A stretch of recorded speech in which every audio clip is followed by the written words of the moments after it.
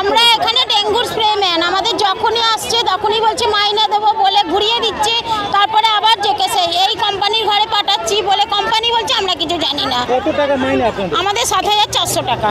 সেটাও পাচ্ছেন না? সেটাও দিচ্ছে না আমাদের। আমরা এটা হয়ে গেল 4 মাস।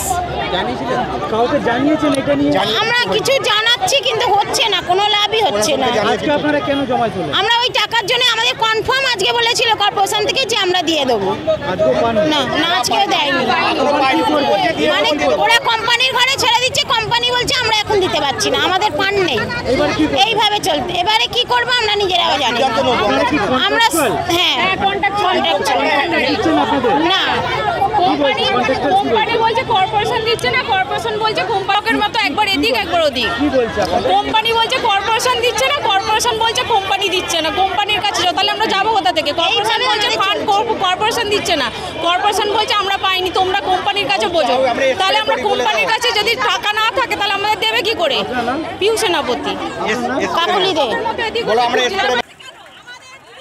বলছি আমাদের 5 মাসের মাইনে এই নিয়ে 4.5 মাসের মতো মাইনে ঢোকেনি। আগের একটা ডিসেম্বরেরও আমরা ডেঙ্গুর টাকা পাবো, সেই টাকাও আমরা এখনো পাইনি। আমরা বোনাস পাই না, কোনো রকম বোনাস আমাদের দেয় না। আমরা প্রতিদিনের নাই আমাদের কাজ, প্রতিদিন আমাদের স্ক্র্যাপ কালেকশন, ড্রেন পরিষ্কারের কাজ, ওখানে থাকা আবর্জনা পরিষ্কার, সেখানে দাঁড়িয়ে থাকা, সব জায়গায় আমরা থাকি। ঘর সংসার ফেলে সর্বরকম কাজে আমরা থাকি ওখানে, কিন্তু আমাদের পারিশ্রমিক তো দেওয়ার কথা। আমরা প্রতি মাসে কোনো রকম আমাদের পারিশ্রমিক দিচ্ছি না।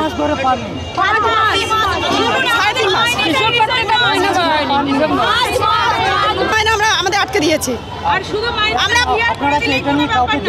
আমরা 15-20 দিন আগে এসেছিলাম, আমাদের মুখ্য প্রশাসক উনি বললেন ঠিক আছে আমার পিএ আছে সৌরভের নাম্বারটা নিয়ে নাও। আমরা নিয়ে গেলাম, সৌরভ আমাদের নাম্বার নিল, তারপরে আর আমাদের সঙ্গে কোনো যোগাযোগ নেই। 11 দিন বাদে আমাকে ফোন করেছিল তোমাদের মাইনা ঢুকে যাবে, কি ফান্ডের একটু প্রবলেম চলছে, ঠিক আছে তাও মানলাম। তার 1 সপ্তাহ বাদেও কোনো রকম আর কোনো যোগাযোগ নেই। এখনো কোনো রকম কোনো কথাই শুনতে পাচ্ছি না। এখন বলছে ফান্ডে টাকা নেই, তাহলে আমরা এতদিন কাজটা করেছি আমাদের টাকাগুলো দিয়ে দিক। আমাদের টাকাগুলো কোথায় গেল? হ্যাঁ আমার নাম মধুশ্রী দত্ত। আমাদের 5 মাসের মাইনে একবারে ঢোকাতে হবে, যেমনই মাইনে হোক প্রত্যেক মাসে আমাদের মাইনে দিতে হবে। দেখুন, এটা নিয়ে আমি প্রথম কথা বলি, ওনাদের এটা একদম ঘটনা যে ওনাদের কয়েক মাসের বেতন বাকি আছে এটা, এবং ওনারা অত্যন্ত নিষ্ঠার সাথে কাজ করেন এবং অত্যন্ত একটা গুরুত্বপূর্ণ কাজ করেন আমাদের এই যে ডেঙ্গু আমাদের কন্ট্রোলে। মানে ওনারা একটা পিলারের মতো কাজ করেন। আনফর্চুনেটলি কিছু ফাইল, কিছু মানে আমি বলবো যে কিছু টেকনিক্যাল ইস্যুস এইসবের জন্য ওনাদের ফান্ডটা আমরা রাজ্য সরকার, আমাদের যে ডিপার্টমেন্ট, আমরা কথা বলছি কন্টিনিউয়াসলি। ওনারাও আশ্বাস দিয়েছেন যত তাড়াতাড়ি সম্ভব ওনাদের এটা রিলিজ করে দেবেন। আমি আজকে ওনাদেরকে বলেছি, আমাদের যিনি কথা বলতে গেছেন, যে আমরা আজকেই ওনারা 1 মাসের মায়না অলরেডি পেয়ে যাবেন ওনাদের অ্যাকাউন্টে। আজকে লেটেস্ট বাই টুমরো মর্নিং ওনাদের অ্যাকাউন্টে আজকে যতজন ওনারা কর্মী আছেন সবার 1 মাসের স্যালারি ইমিডিয়েট ওনারা পেয়ে যাবেন।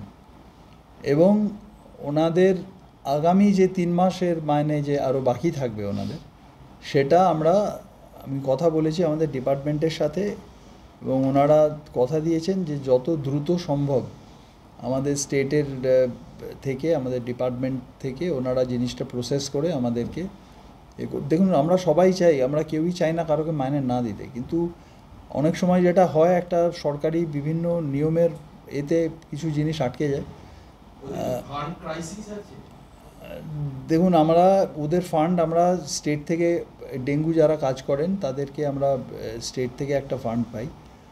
তো ক্রাইসিস যদি আছে কি নেই সেটা বড় কথা না, কিন্তু একটা